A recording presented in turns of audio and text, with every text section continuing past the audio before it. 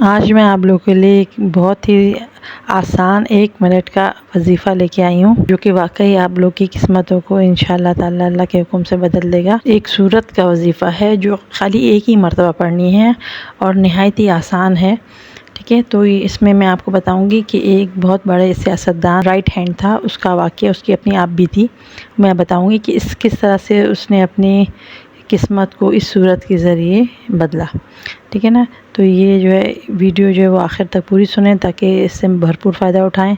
اور اپنی قسمتوں کو بھی آپ لوگ خوب چمکائیں۔ ویڈیو ہم شروع کرتے ہیں۔ اعوذ باللہ من الشیطان الرجیم، بسم اللہ الرحمن الرحیم۔ شروع اللہ کے نام سے جو بڑا مہربان اور نہایت ہی رحم کرنے والا ہے۔ تمام تعریفیں اسی کے لیے ہیں جو تمام جہانوں کا پیدا کرنے والا اور مالک ہے، اور لاکھوں کروڑوں درود و سلام حضرت محمد صلی اللہ علیہ وآلہ وسلم پر۔ السلام علیکم ورحمۃ اللہ وبرکاتہ۔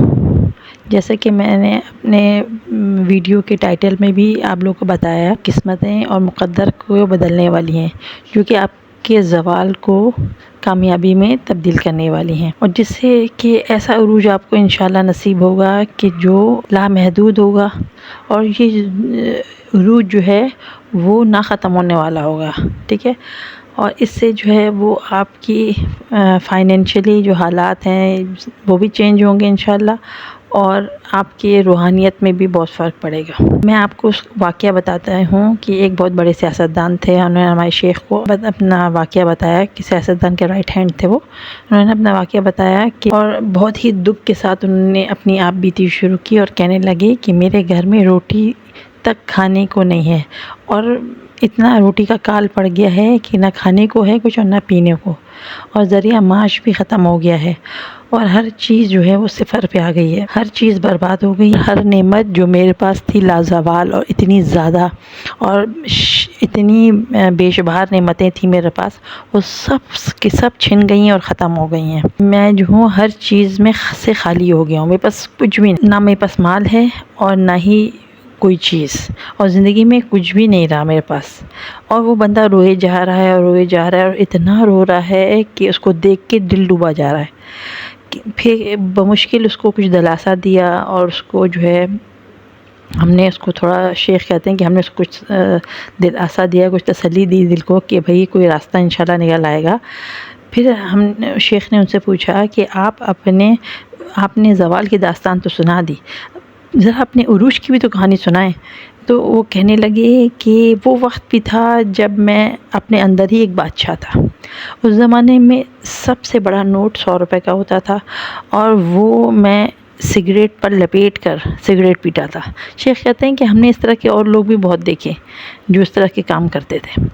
تو وہ بندہ جو ہے وہ بہرحال اپنا واقعہ بتاتا ہے اور کہتا ہے کہ ایک دن میں کم سے کم 6 نوٹ ایسے جلا دیتا تھا، اور جو آتا تھا، جو مانگتا تھا میں اسے دے دیتا تھا، جو کھلانے کو کہتا تھا میں اسے کھلا دیتا تھا۔ دولت تو اس کے گھر کی لونڈی تھی، ٹھیک ہے، اور مال و دولت کی ایسی بہتات تھی اس کے گھر میں کہ بڑے بڑے لوگ ایک فون کال کرنے پہ دوڑے چلے آتے تھے۔ اور آج میرے پاس کچھ بھی نہیں ہے، کوئی بھی نہیں ہے، سب ختم ہو گیا ہے، کوئی میرا فون اٹھانے کا گوارا نہیں کرتا، مجھ سے کوئی بات کرنا پسند نہیں کرتا، ٹھیک ہے، میں در در کا منگتا ہو گیا ہوں، اور انتہائی درجے کے زوال اور ناکامی کا سامنا کر رہا ہوں، اور میں جو ہے وہ اتنا دربدر ہو گیا ہوں، اتنا دربدر ہو گیا ہوں، میں آپ کو اپنے حال بیان نہیں کر سکتا۔ شیخ نے ان کو وظیفہ دیا۔ پھر کچھ عرصے بعد شیخ کو وہ کہیں مل گیا، جو شیخ نے اس کی شکل کی طرف دیکھا تو شکل پہ خوشیاں اور خوشحالیوں کے نئے نئے رنگ تھے، اور جو ایک آ رہا تھا ایک رنگ تو دوسرا رنگ جاتا تھا، وہ اتنا خوش اور پرسکون دکھ رہا تھا کہ شیخ بھی حیران تھے کہ وہ ان کے ذہن میں وہ تصویر چل پڑی کہ جو انہوں نے پہلے بدحالی میں اس کو دیکھا، پریشانی میں دیکھا، اور اس کے بعد انہوں نے خوشیوں بھرا چہرہ اس کا اور آبادی سے بھری ہوئی زندگی اس کی دیکھی۔ شیخ کو بڑا اچھا لگا، تو وہ شیخ کے قریب آیا اور کہنے لگا کہ مرشد آپ نے تو مجھے رنگ لگا دیا ہے اور میں رنگ گیا ہوں۔ شیخ کہنے لگے کیا مطلب میں رنگ گیا ہوں؟ وہ کہنے لگا کہ شیخ آپ میں تو گلیوں کا منگتا ہو گیا تھا، قرض لینے والے دروازے پر کھڑے رہتے تھے، اور میرے گھر میں جو ہے جب تک کہ میں قرض کسی سے نہیں لیتا تھا گھر کا گزران نہیں ہوتا تھا۔ اور آپ نے تو مجھے رنگ دیا ہے۔ کہنے لگا آپ کا بتایا ہوا جو وظیفہ تھا وہ میں نے پڑھا، اور ایسے دل و جان سے پڑھا، اور ایسے عشق سے پڑھا، اور ایسے جستجو سے پڑھا، اور ایسے اللہ کو منانے کے انداز میں پڑھا کہ میرے سارے کام اللہ پاک نے بنا دیے۔ وہ تھا غموں کا مارا۔ جو بندہ غموں کا مارا ہوتا ہے اس کی دعائیں زبان سے نہیں نکلتی، دل سے نکلتی ہیں، اور دعا وہی کام کرتی ہے جو دل سے نکلتی ہے، اثر رکھتی ہے، اور اللہ تعالیٰ کے عرش کو ہلا دیتی ہے۔ اور دعائیں جو ہیں وہ اصل میں ہم لوگوں سے مانگتے ہیں، دعائیں جو ہیں وہ مانگی نہیں جاتی بلکہ لی جاتی، اور اللہ تعالیٰ کے عرش کو ہلانے والی دعا بھی وہی ہوتی ہے جو کہ لی جائے، اور جو کہ اللہ پاک سے دل لگا کے اور اللہ کی طرف راغب ہو کے اور اللہ کو منا کے مانگی جائے، اور جو دلوں کو اس کو تڑپانے والی ہو، جس میں آنسوؤں کی لڑیاں شامل ہوں، اور اس میں ایسا جھرمٹ ہو آنسوؤں کا، ایسی دل کی ٹوٹنے کی اور آنسوؤں کی چھلکار ہو کہ اللہ کو وہ ہم پہ ترس آ جائے، اور رو رو کے مانگنے والا جب اس کی ہچکیاں بن جاتی ہیں تو قبولیت کے دروازے کھل ہی جاتے ہیں، اور کھلتے ہی چلے جاتے ہیں۔ اور کہنے لگا کہ مجھ پہ بھی قبولیت کے دروازے ایسے کھلے کہ میری زندگی کا تو رخ ہی چینج ہو گیا، اور میری زندگی میں ایک عجیب و غریب تبدیلیاں آنا شروع ہو گئیں۔ وہ کہتا جاتا تھا کہ میرے اندر کوئی عیب ایسا نہ تھا کہ جو نہ ہو، ہر دنیا کا عیب میرے اندر تھا، اور میں جو ہوں وہ بس میں نے جو ہے آپ کا بتایا ہوا وظیفہ پڑھنا شروع کیا، اور مجھے جو ہے وہ رنگ لگ گیا آپ کا۔ پھر میں نے، وہ شیخ کہتے ہیں کہ میں نے ان سے پوچھا کہ میں نے آپ کو کون سا وظیفہ دیا تھا، تو کہنے لگا کہ آپ نے مجھے کہا تھا کہ ہر نماز کے بعد صرف ایک بار، یعنی کہ خالی ایک بار، ایک مرتبہ کوئی چیز پڑھنی ہو۔ ایک مرتبہ آپ نے مجھے سورت پڑھنے کا کہا تھا کہ آپ نے ماتھے پہ ہاتھ رکھ کر سورہ الحاقم التکاثر پڑھنی ہے، وہ بھی ایک بار، مگر ہر نماز کے بعد۔ میں نے اپنی زندگی میں وہ معمول بنا، اور میں نے جو ہے وہ اپنی زندگی میں ہر نماز کے بعد، پہلے میں نے نماز کی پابندی شروع کی، اپنی طہارت کی، نماز کی، اور